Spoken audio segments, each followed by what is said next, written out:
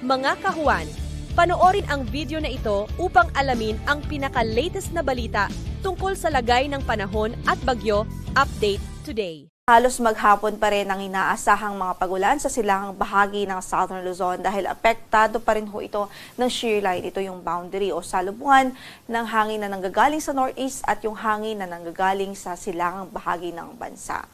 Samantala, medyo may kalamigan pa rin ang panahong mararanasan lalong-lalo na po sa gabi at madaling araw sa malaking bahagi ng Luzon dahil apektado pa rin ho tayo ng amihan na northeast monsoon. Maliban sa malamig na panahon ay ang mahihinang pagbuhos ng ulan sa malaking bahagi ng northern Luzon at sa silangang bahagi ng central Luzon.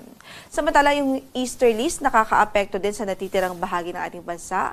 Kasalukuyan din itong nagdudulot ng mga mataas na tsansa ng mga pag-ulan sa malaking bahagi ng Visayas. At isang trough naman po o extension ng isang LPA ang nakakaapekto dito sa Palawan. Itong LPA na ito na nabanggit natin ay nasa labas naman po ng ating area of responsibility at hindi naman natin inaasahang papasok ng ating PAR. Pero yun nga po yung kanyang trough o extension ay nakakaapekto sa probinsya ng Palawan at nagdudulot po yan ng mga pag-ulan. Kaya ingat pa rin ang ating abiso sa ating mga kababayan doon, lalong-lalo na po sa mga posibilidad ng pagbaha at pagbuho ng lupa. Kasalukuyan nga po ay meron pa rin tayong weather advisory at in effect pa rin ho yan at dito nga po sa Catanduanes, Albay at Sorsogon na inaasahan pa rin natin ang mga pagulan na pwede pong umabot hanggang sa 100 millimeters of rainfall in 24-hour period. So, ibig sabihin, posible ang mga localized flooding, lalong-lalo na po sa mabababang lugar o low-lying areas at sa mga lugar na malapit po sa ilog. Kaya ingat po ang ating abiso sa ating mga kababayan.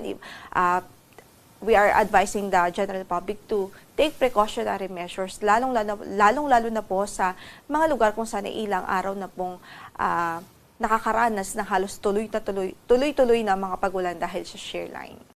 Samantala, wala rin po tayong gale warning ngayon na nakataas sa namang bahagi ng ating mga baybaying dagat, moderate o katamtaman hanggang sa maalon na magiging kondisyon ng ating karagatan sa extreme northern Luzon. Yan ay dahil sa medyo may kalakasan pa rin na amihan o synoptic winds na dulot nga po ng amihan. So, iba yung pag-iingat pa rin ng ating advice sa ating mga mandaragat doon, especially ho yung mga gumagamit ng maliliit na sasakyang pandagat dahil katamtaman hanggang sa may mga oras na magiging maalon ang kondisyon ng karagatan doon.